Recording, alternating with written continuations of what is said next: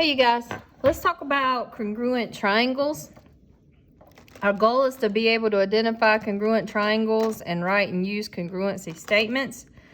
So it says, recall from the beginning of geometry that the word congruent means equal or the same. So I'm going to write down the definition. So congruent figures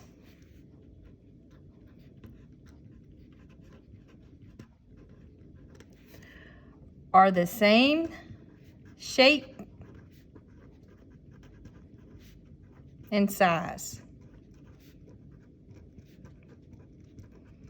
meaning that their segments that make up their sides are congruent and the corresponding angles are congruent. It says if two triangles are congruent, they will have exactly the same three sides and the same three angles, and that's how triangles are congruent. And remember, we mark congruent parts of triangles using arc marks and tick marks. And if a side has the same number of tick marks as another side, those segments are congruent. And if an angle has the same amount of arc marks as another angle, then those angles are congruent. So let's look at this first example. It says two congruent triangles are shown. So they're telling me that these two triangles are congruent.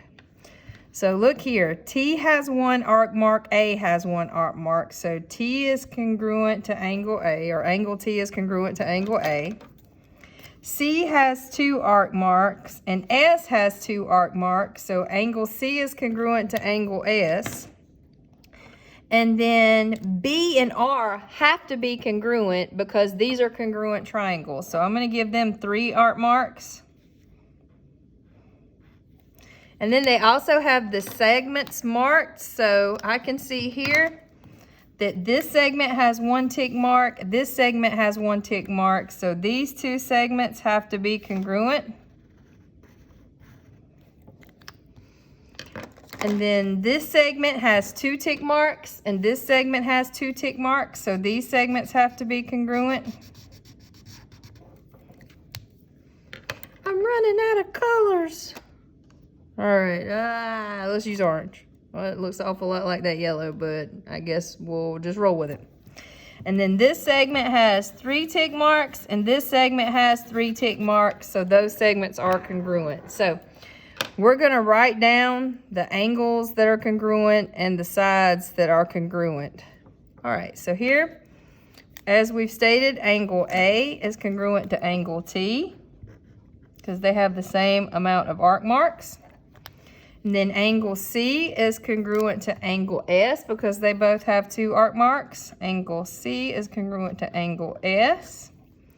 And then because of these being congruent triangles, then the other 2 angles also have to be congruent. So angle B is congruent to angle R. And now for the sides. And order matters when you're talking about these segments. So let's do the 1 tick mark first.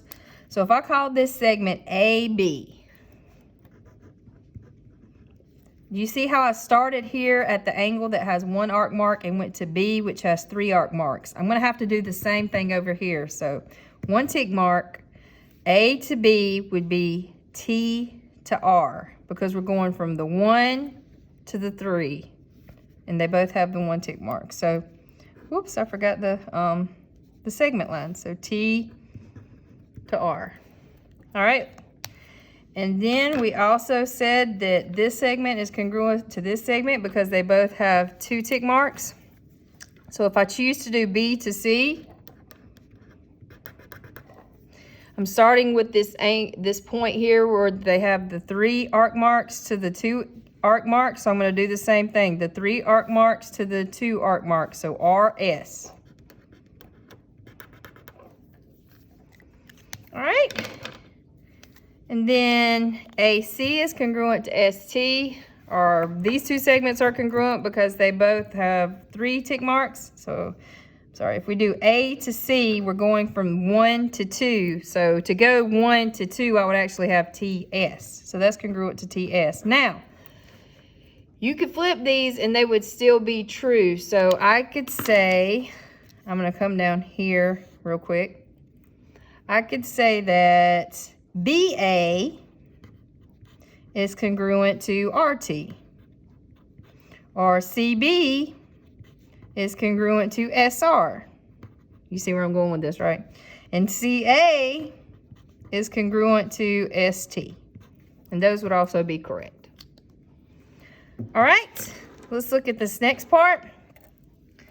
It says, when two triangles are congruent, you can write a congruency statement to represent the congruent parts. In the statement, the letters in the name of each triangle are written so that corresponding parts are written in the same order. So, in a congruency statement, the letters in the name of each triangle are written so that corresponding parts are in the same order.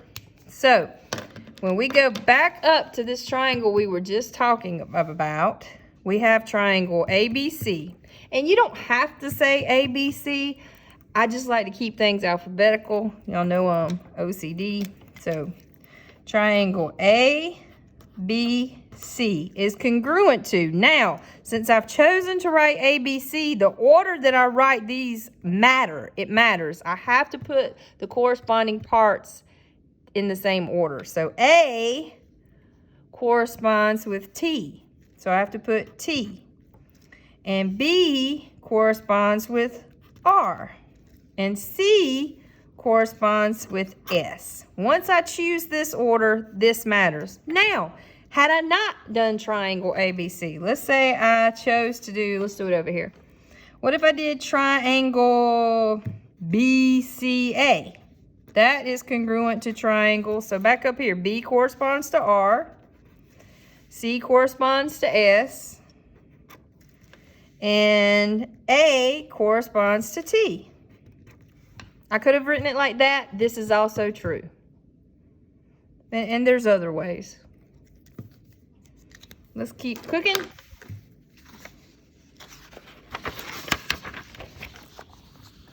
All right, so these are just some examples. So what I would like for you to do is pause the video and you try to work this out and then play it and see if you got it right. That would be the best thing. So I'm just going to keep going here. So they're telling us we don't need a picture, that BOX is congruent to CAR. So I know that B corresponds with C. I know that O corresponds with A. I know that X corresponds with R as far as congruent corresponding parts. So we know that angle B is congruent to angle C. And we know that angle O is congruent to angle A. And we know that angle X is congruent to angle R. And now we'll do the sides.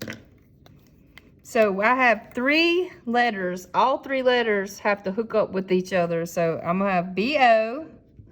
No, I don't want to have BO. That's not good. Anyway, segment BO is congruent to segment CA. First two letters, first two letters. All right, and then I'm going to do the last two. OX, segment OX, is congruent to AR. R. That's your last two letters. And now I'll do the first and the last. So BX, that segment is congruent to CR. And if you want to draw the triangle because you think it'll help, you can, but you don't have to. All right? Again, I think you should totally pause it and give that one a try. Let's do this. So, we have triangle SUN is congruent to triangle RAY. So, angle S would be congruent to what angle? Angle R. And angle U would be congruent to what angle? Angle A. And angle N would be congruent to what angle? Angle Y. Sun ray. It's springtime, right? Let's do the segments. I'm not worried about this angle. I do worry a little bit about the segments. I hope you guys are cool with that. All right. I'm going to use these first two vertices, SU. The segment between that connects S and U is congruent to RA.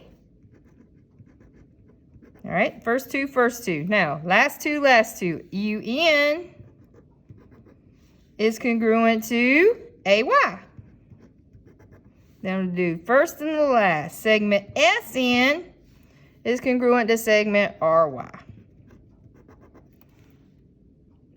And I could also say US is congruent to AR, and NU is congruent to YA, and NS is congruent to YR, and that would be perfectly copacetic, okay?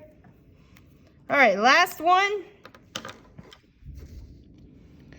And we have these two triangles, and they're telling me triangle RED is congruent to triangle HOT. So I'm going to go ahead and mark stuff up to help myself out here.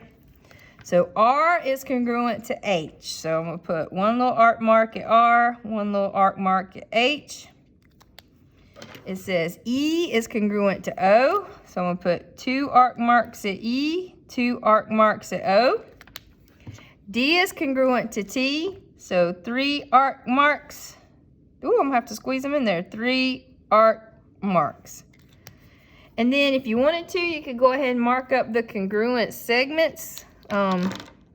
Let's worry about that. And I think we can do it without that. I only have so many colors, people.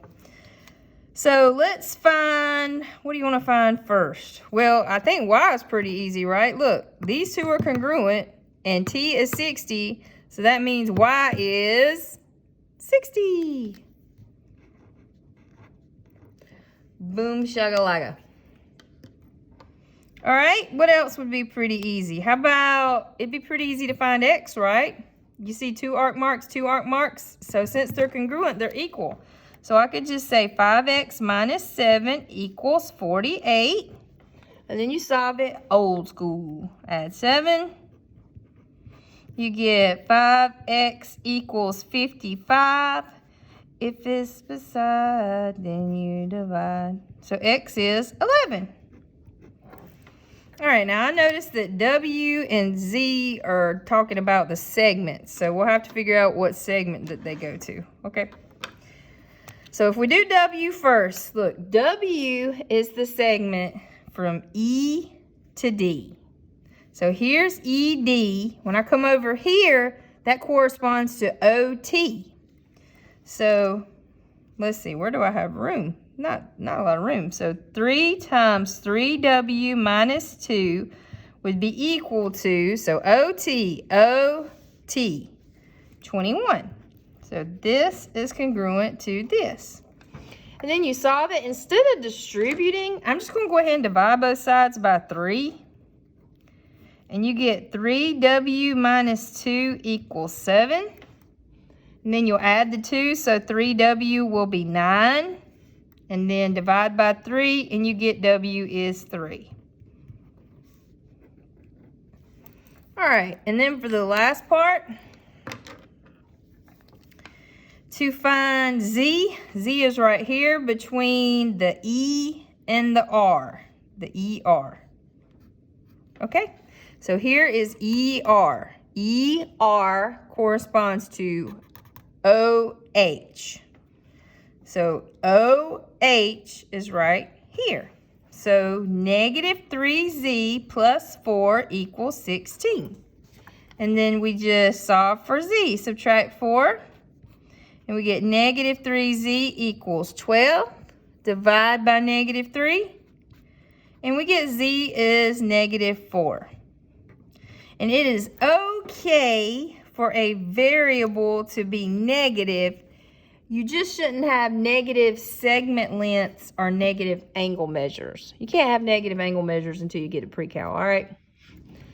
Okay, you guys, I hope this helped. Have a great rest of the day.